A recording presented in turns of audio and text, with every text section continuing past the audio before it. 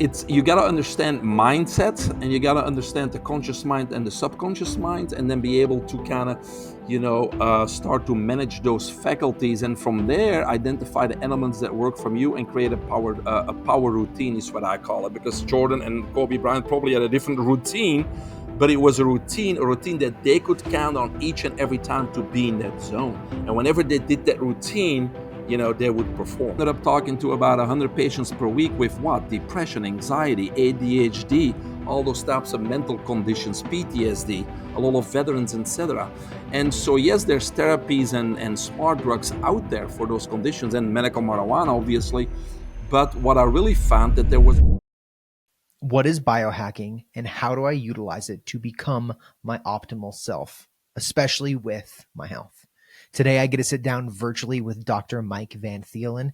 He has a PhD in holistic nutrition, and he is a public speaker, best-selling author, world record holder within the swimming world, and he is a awesome doctor. Come sit down with us and hear our conversation about biohacking and how to become your optimal self. This is The Inward Mind. Welcome to the Inward Mind podcast. This is Billy M. Ward, and I have the pleasure today to sit down virtually with Dr. Mike Van Thielen. He is a best-selling author. He's a holistic medicine guy. He knows a lot of stuff. He has a couple world records with swimming, and he is awesome. And I've looked up into his stuff and completely amazed with the holistic health. And that's a journey that me and my wife and my family have been on for a while. So we are going to dive deep into this and talk more about his story and what he knows about biohacking and other things like that. So how you doing today, Dr. Mike?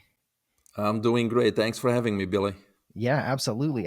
So I kind of wanted you to describe to the audience, like, what is your background? Where did you come from? Because I know you're not from here, but kind of explain your background and how you got here to the United States and what kind of led you here to come to the US. Yeah, everybody can hear my accent. I'm originally from Belgium, and I grew up there with a single parent. My mom had to work hard to take care of me and my brother. But apparently, I was very competitive at a young age.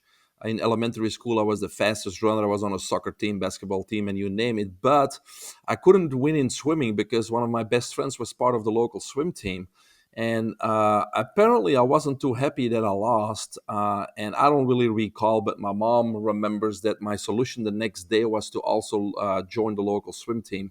And that's when I found my passion for swimming. So always a competitive edge, obviously. Went to the University of Brussels for physical education because I was into sports and loved sports, and that was fun. But ultimately, what are you going to do with a degree with a degree in PE?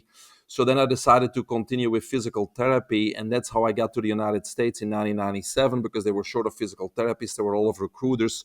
So I had to save $400, put my jeans on, pack my backpack, and come live, quote unquote, the American dream. So that's how I got to the United States.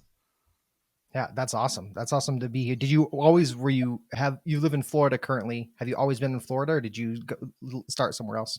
Yeah, no, I've always been in Florida. I actually, before I came in '97, I was traveling with the Belgian Olympic swim team in preparation for the Olympic Games in Atlanta, 1996. So 94, 95, 96, we traveled a lot and often to the United States. And we did some training camps in Fort Lauderdale because the Swimming Hall of Fame is there. They got beautiful pools. They just renewed them, actually. But when the recruiter asked where you want to live, I said Fort Lauderdale because obviously I was in my 20s and I knew all the bars there, right?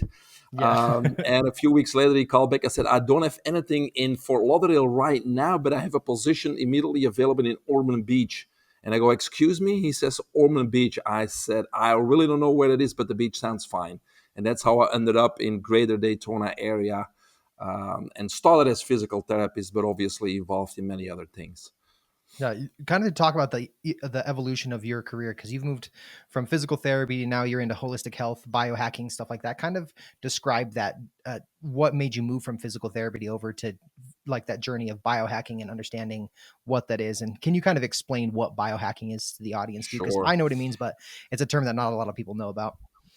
Yeah, and it's an amorphous term. There's many definitions, but let's start with my journey. So yes, came here as a physical therapist, this physical therapist, but I ended up working for somebody who did many other things besides physical therapy in his practice. and there was acupuncture and there was holistic medicine and other things. And I got very interested because I saw that those patients, by combining these therapies, actually got better results. So I ended up going back to school to the Florida College of Integrative Medicine. I got my license in acupuncture, doctor of Oriental Medicine, board certified in Chinese herbs, homeopathy, and the whole nine yards. And so I started doing that stuff. And after a few years and another 1,000 patients, I was getting a little bit frustrated because these quote unquote alternative, which obviously are the original therapies, they are indeed less invasive than conventional medicine, meaning drugs, injections, and surgeries. But I really didn't get the long lasting results I was hoping for either. So I decided I needed to go back to basics. And that's when I decided to get my PhD in holistic nutrition. And also, I decided, look, let's look at Mother Nature, because probably Mother Nature has all the answers when it comes to health. And so I really started to ask myself, and now I'm telling other people to do it as a second opinion instead of asking another doctor. Ask yourself, what do animals in the wild do? And by just asking that question, you usually get the right answers when it comes to any health question, right? Mm. So with the PhD in holistic nutrition and looking at Mother Nature and animals in the wild, I really became very confident in helping anybody overcome any mental or physical conditions or disease. So even today, I have several cancer patients, Parkinson's, lupus, rheumatoid arthritis, you name it. And then on the other spectrum, I help, even top athletes and everything in between. So that's kind of my journey on how I got there. So I did all of that type of medicine, and then I got into what they call anti-aging and longevity medicine. I went to Mhm. all those A4Ms, anti-aging conferences in Orlando and Vegas, and did all the bioidentical hormones and the functional medicine. And then from there, it kind of transitioned into regenerative medicine, which is stem cells and regeneration of tissue and cells. And then in 2015, I became the CEO of a stem cell clinic where we treated NFL players, heavyweight boxing champions, and thousands of patients. But then when COVID came, we had to close because we were non essential. And so then after COVID, I had some time to think on what is it that I really want to do. And I decided I needed to do more speaking, spread the word about health, about not only overcoming disease the holistic way, but also how do I get to the next level in performance, not just athletic performance, but as an executive, as an artist, as a performer, how do I get to that next level? And that's about biohacking. It's upgrading the body, the mind, and life. And so that's basically what I'm doing today. I do a lot of speaking. I write some books here and there, and then mostly I mentor people to get to that next level or overcome their medical conditions. Yeah, that's awesome. I have one of my best friends. He had stage 4 thymoma cancer, and he did Hmm. the chemotherapy. He had cancer came back in remission, um, but he had cancer for years. Did chemotherapy the whole nine yards, and it went away for a little bit, and then it came back with like a vengeance, like full stage 4. And he went the holistic route the second time around, and now he's 100% cancer free. Which is, I had him on my podcast earlier. His name's Owen Hemsath, Owen Video. But what? Why do you think people shy away from the holistic side of medicine? It's just a crazy thing to think about, like, because you see a lot of success with it in many different treatments, many different ways. Why do you think people shy away from going the holistic route? Yeah, there's a few reasons, right? First of all, is the propaganda on TV, right? We are Mhm. programmed, and 50% of all the commercials are about medications, and we don't even listen to them, because if you listen to that whole long list of side effects, Yeah, it's so if you can true. get a heart attack and cancer and die because you want to keep some anxiety under control, I think you got an issue, right? But Mhm. anyways, it's the propaganda. We're used to it, and then there's still this image of a doctor that's supposed to know it better than everybody else. And obviously, the older generations, they looked up to their doctor. But I think that's slowly going away. And of course, with the online information and information that's available to everybody now, those that can think for themselves and like to get that second opinion, not from another doctor, but kind of to see what else is out there, they're slowly moving into the right direction, meaning approaching health from a holistic point of view and rather focusing on preventing disease than trying to treat it when it's too late, right? And again, when we really look deeper into conventional medicine, it's all about a money making machine, right? Because they Mhm. never have a cure.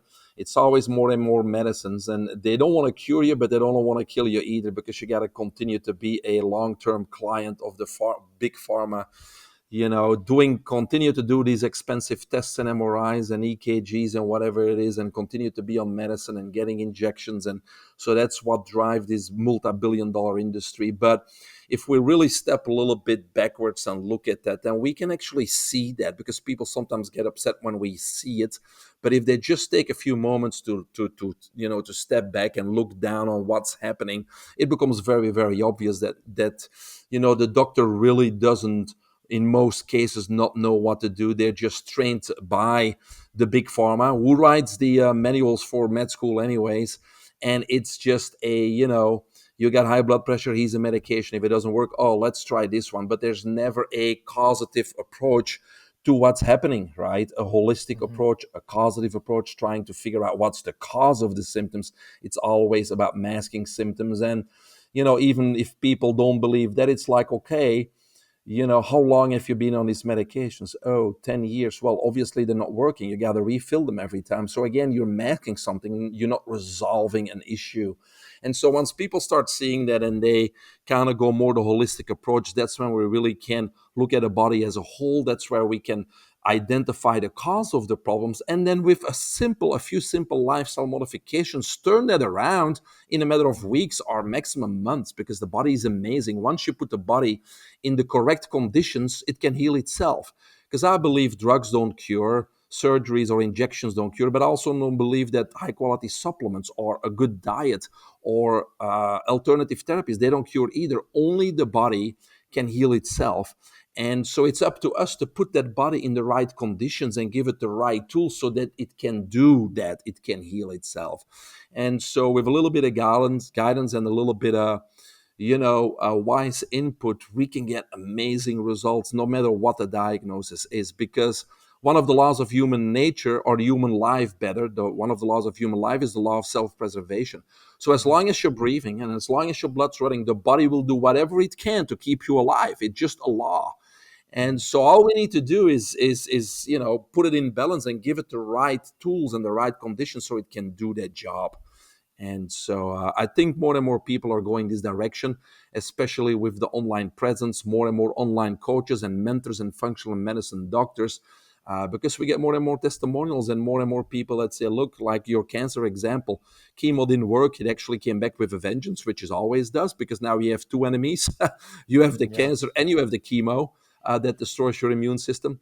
And so, when we take a common sense approach, we can overcome all those things, right? And so, um, I'm looking forward to the future, because hopefully we can help more and more people.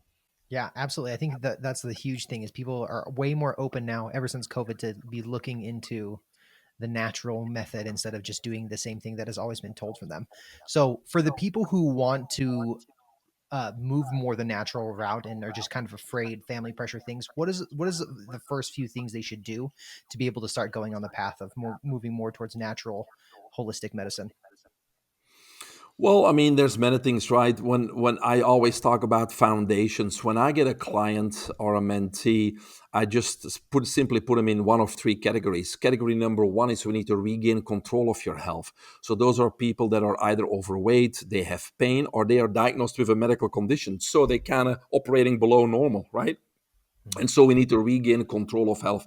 That's category number one. Number two is once you regain control of your health and you eradicate the pain, or you get an optimal body composition, or you no longer have that cancer or that rheumatoid arthritis, whatever it is, then we need to go to optimal health. So step two is we got to get to optimal health, not normal, not barely alive, right? We need to optimal, because we want to feel vital and strong.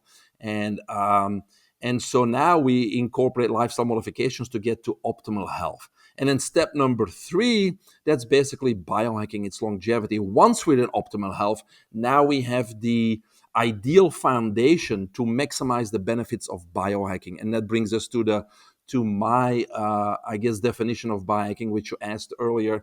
Is biohacking to me simply upgrading the body, the mind, and life. And from a medical point of view, or a health point of view, it basically means objectively, because we can measure it today, reversing our biological age, right? Because we always talk about our chronological age, which is our date of birth till today, right? How old are Mhm. you? But if we kind of step back again and we look at people, we can see a 62-year-old that looks like 90, acts like 90, because there's a whole list of diagnoses. They're in and out of the hospital. They're struggling to stay alive. They got heart attacks. They got, they're on oxygen because of the COPD. They can hardly walk. Their social agenda is full with doctor's appointments, and they're 62 years old, but it looks like they're 90. And then we got the 90-year-old, which is just fine. They're 100% mentally fine, and they're still going playing nine holes of golf, and they're doing stuff with the family. And so they're 90, but they act like 60, 62, right? So chronological age simply does not matter, right? It's our biological age. How old is our tissues, our organs? How old do we feel? How young do we feel? And so we can measure our biological age objectively and incorporate strategies and technologies and things that we do on a daily basis to reverse that biological age. And so that's biohacking. It has some negative connotations because biohacking seems like taking a shortcut. It's actually not taking a shortcut, but it's like, shortening or reversing your biological age by implementing healthy strategies and habits into your daily routine. And so that's what biohacking is. So I put people in those three categories, and based where they are, we got to do different things. But from a biohacking point of view, just like anything else, there are no shortcuts. We need to put foundations in place. And in my latest book, I talk about 7 foundations. Those are things that everybody easily, without having to spend money, can implement into their daily life and set a foundation. And only then we can build on that and drastically reverse that biological age.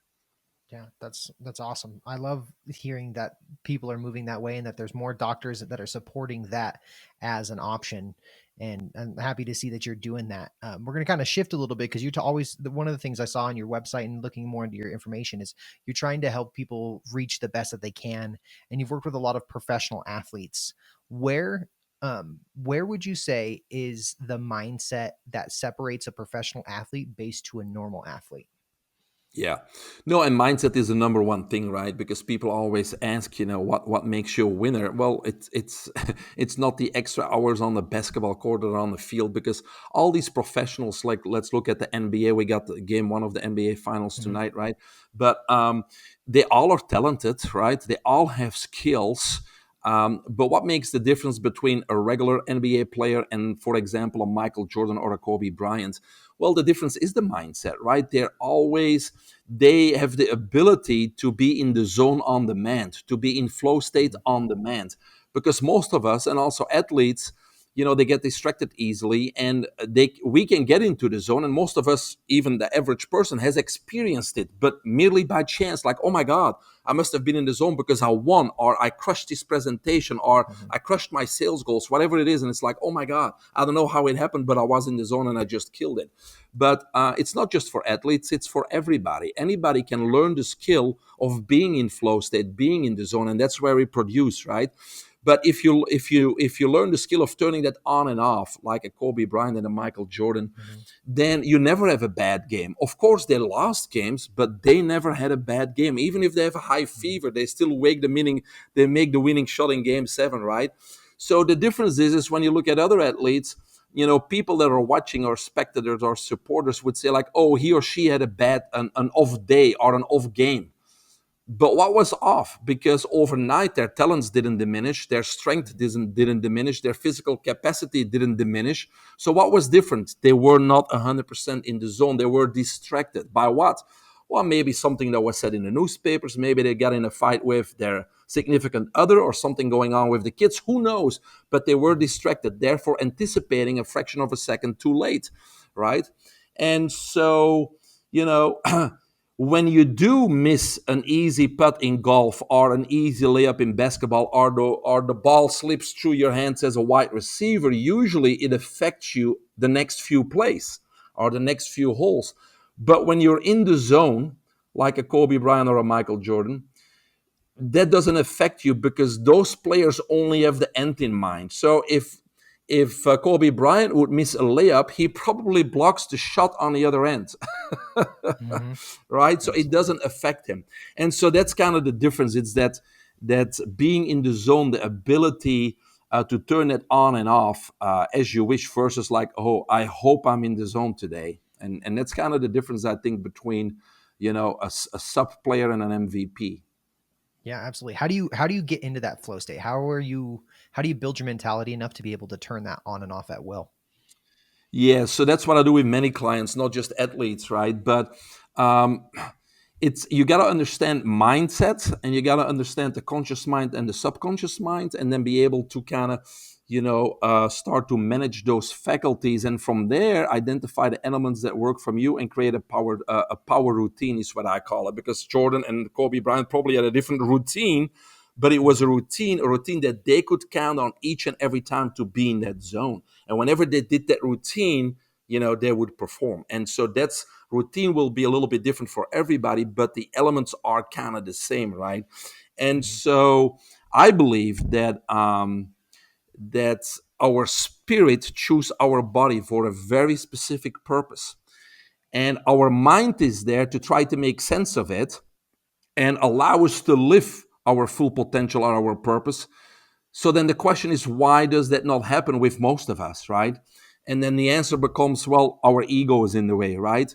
Mhm. Because we have a conscious mind and a subconscious mind. But in the conscious mind, only information is stored that we pay attention to. So if people are listening to your podcast today, Billy, or they're reading a book or they're watching TV, that information is processed and stored in the conscious mind. But all the other information that's coming our direction, and there's approximately 14,000 messages per day that we're confronted with or that are coming our way. So the vast majority that we not pay attention to is still stored, but it's stored in the subconscious mind that operates below the conscious mind. And so we need to start, number one, realizing that the subconscious mind, that's where our potential lies.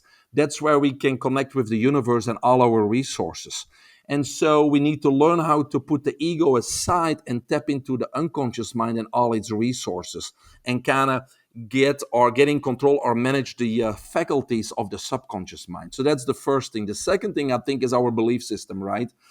Because we always operate from we always are limited by what happened in the past to us, and we label those things, those experiences are often labeled as failures, right?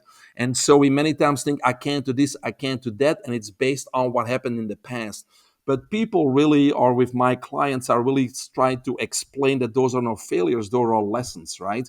And what did we learn from those lessons so we can do better. So we never want to be held back by the past. We need to be pulled forward by the future. And that's where all the mindfulness tools come into play, right? Because what we want to do is we want to change people's belief system.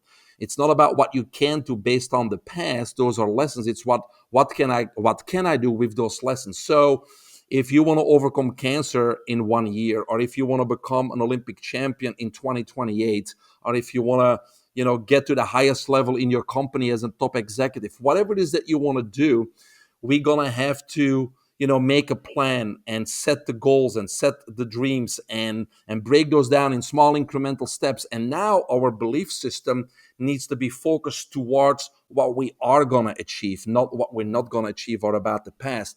And so with visualization, manifestation, meditation, breath work, gratitude journaling, those are all tools that we can utilize to project the future, because our mind always has been and still is the blueprint to our failure or our success. It's the blueprint to our future. So, step number one is we need to believe 100% that we are going to overcome the cancer, that we are going to achieve our goals and dreams. Because if there's any doubt in your mind that you're gonna achieve those, then the universe has two options: failure or success. If there's no doubt in your mind that you are gonna achieve your goals and your dreams or overcome that cancer, whatever it may be, then the universe only has one option: a big win. So we really gotta mold that mind. We gotta understand the mind. We gotta control emotions and feelings. We gotta project forward. We gotta have that plan, and we gotta be pulled forward by the future instead of being held back by the past. And that's how we start to manage these faculties, and that's how we can learn how to get in the zone on demand and create a power routine. That's great. That's good to think about, the separating the conscious from the subconscious. I've never really thought about it in that way. Mhm. A lot of people just talk about, you just got to be able to figure out how to get that conscious mind into the zone, but thinking about the subconscious is good. So you've written 8 books and a lot of bestsellers within there. What is your favorite part of your favorite moment in your favorite book that you've written thus far? Well, I kind of always build up on the next book, right? So I got to say my Yeah. last book, mostly because you learn more, you change your opinion on certain Hmm. things, or you look at things from different perspectives, and then you kind of integrate it into the next book, of course. But the other difference between the last book and the other seven are basically always about health. The Hmm. last one kind of inspired me during COVID because again we had to close the doors of our stem cell clinic, and I didn't have much to do, and I was kind of pondering what's next during that time. And a doctor friend of mine called up and said, "Hey, we need some help. Can you help us screening patients for medical marijuana in the state of Florida?"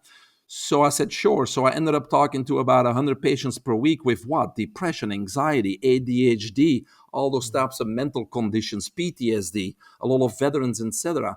And so, yes, there's therapies and smart drugs out there for those conditions, and medical marijuana, obviously. But what I really found that there was an underlying cause, something that I saw in most of those people talking to them, and it was they didn't have a purpose in life. In other words, they live day to day, trying to survive financially and otherwise, and they really didn't have a goal or a dream. They were working for somebody else. They were just trying to meet ends. And so, if you put yourself in those shoes, and you're not sure what tomorrow brings financially or otherwise, obviously you're going to be what? You're going to be worrying, you're going to be Hmm. fearful, you're going to have uncertainty, and those negative emotions turn into what? Anxiety, depression, etc. Lots of stresses, right? And so, yes, there's therapies and drugs out there, but what if we help those people find their purpose or identify their purpose and create a plan and get fire and passion in their stomach, and, you know, live with fulfillment and purpose. And when we are able to do that, obviously, suddenly, without drugs and therapies, all those negative emotions and anxieties disappear, because we do know what tomorrow brings. We do know what Hmm. next week and next month brings, because we have a goal and a dream, and we broke it down into a plan. A yearly plan, monthly, weekly, and what can I do tomorrow? A very small incremental step that gives me fulfillment, that brings me closer to the goals and dreams I so much desire. And so at that point, obstacles don't become stressors. They become opportunities and stepping stones that bring you closer to those goals and dreams. And so you're going to wake up in the morning wanting to get things done, instead of like, oh my God, I got to go to work. I got to do this. I got to do that. And so I think, in my latest book, I don't just talk about biohacking and health, but I really go into purpose and into planning, because I feel that purpose and plan is the foundation then to, reach your goals and dreams. That's great. That's great. I'm going to pick up that book and get a read on it because it's I love listening to anything that I can do to get better and grow in my business and with my all of my things that I'm doing. One of the things that I really saw on your website too is you talked about hydrogen water, and there was something else that is compared to hydrogen water. Can you explain what hydrogen water is and why it's a benefit to drink that compared to just normal water that you would just consume? Yeah, sure. Again, there's many things as part of biohacking, and so Hmm. one of the top three currently is hydrogen water. It's talked about by everybody, Hmm. and not just hydrogen water. Because I got a machine here I'm looking at right now. It produces the water, but I also inhale it, because inhaling molecular hydrogen is a much higher concentration and saturates your body much faster than drinking. I would have to drink a lot of gallons to equalize the amount of molecular hydrogen that I could inhale, right? So there's different delivery systems, but there's so much information on molecular hydrogen, and there's over 2,000 peer-reviewed studies published now on the benefits of molecular hydrogen. But uh, first, I guess for your listeners, I would have to say that hydrogen is the smallest molecule that exists, and it's also the lightest element in the universe. And it's an antioxidant. And we heard during COVID, most people learned about antioxidants, right? Because we need to Hmm. take vitamin C and D and zinc and selenium and all those types of things. And that's good, because antioxidants neutralize what? Free radicals, right? They fight oxidative stress. And hydrogen does the same, but hydrogen is not charged. Vitamin C, D, and the ones I just mentioned, they're all charged, meaning they cannot enter the cell. Hydrogen is not charged and easily can cross the cell membrane and enter the cell, protecting our DNA, our RNA, our mitochondria, and all the proteins within the cell. So think about those trillions of cells that hydrogen can enter and start protecting and upgrading and renewing. not only in our body but also in our brain. So there's many studies that show that it really helps with any brain related disease, not just memory and Alzheimer and dementia, but also Parkinson's, MS, traumatic brain injury, stroke, you name it, because hydrogen can cross the blood brain barrier very easily and then enter the brain cells to do the same thing, protect RNA, DNA, etc. So that's number one. Number two, hydrogen also creates a reservoir of electrons because H plus, right? So Mhm. if you drink or inhale a lot of hydrogen, you have an excess or a reservoir of electrons in your body. And that helps the other antioxidants like vitamin C, as to take as an example, because when an antioxidant donates an electron to a free radical to neutralize that free radical, that antioxidant now becomes oxidized and totally useless. But what if there was a reservoir of electrons and we could continue to donate another electron and another one to that same molecule of vitamin C? Then that same molecule of vitamin C could continue to do what? Neutralize more and more free radicals. So it not only is a very important antioxidant itself because it can enter the cell and the others can't, but it also donates electrons to the other antioxidants to have an exponential effect in neutralizing those free radicals.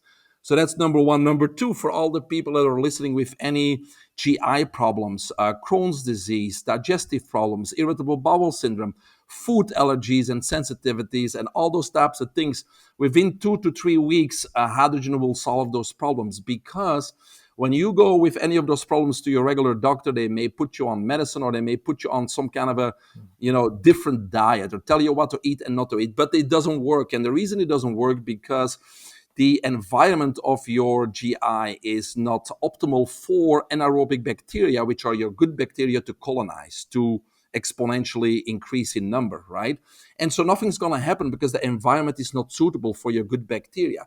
So what hydrogen does in a matter of 2 or 3 weeks, it will get the electrical potential of your gut and your stomach back up to 300 millivolts or higher, which is an environment in which your good bacteria can colonize. So now your probiotics and your healthy diet will be able to work, right? So we solve those issues pretty quickly. And then from a sports point of view, or from just a health point of view, because we're talking about disease, but again, if you can reduce oxidative stress in your body, you're going to live longer, right? It helps Mhm. your mitochondria produce more energy. It makes you recover faster. So any athletes, anything that has to do with performance, hydrogen will help you perform at a much higher level. And so the list goes on and on and on. I have a webpage, as you saw on my website. Mhm. There's many links to all the research that people can look at. But it's certainly something to consider no matter who you are, if you want to live longer or if you want to help fight a certain medical condition you're battling right now. Yeah, yeah. I have a bunch of friends with the little hydrogen water machines, and I have to do a little bit more research and look into your website about the inhaling the hydrogen because that sounds a little bit easier to do for some people. We're Yes. going to kind of move back to something you talked about in the beginning. Is you talked about you were a swimmer and you have a world record on under your belt for swimming. What is that world record, and can you kind of tell the story of how you got that world record?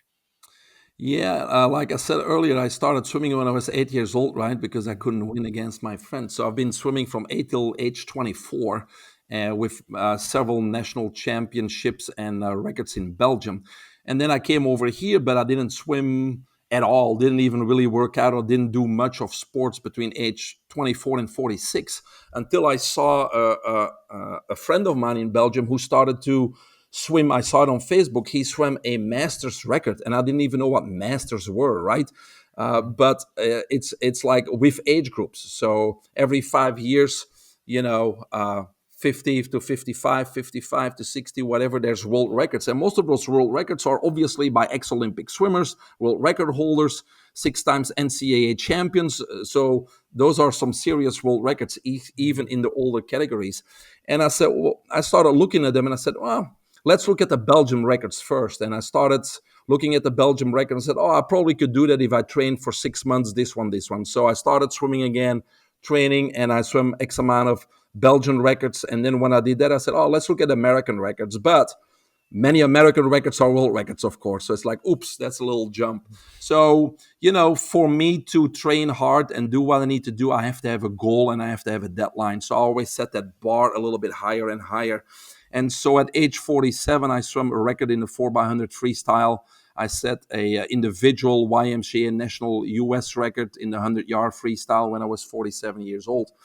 And the cool thing about it was, though, I actually had to swim faster, and I swam faster than I was in my 20s. And I was not a bad swimmer. I had national records in Belgium.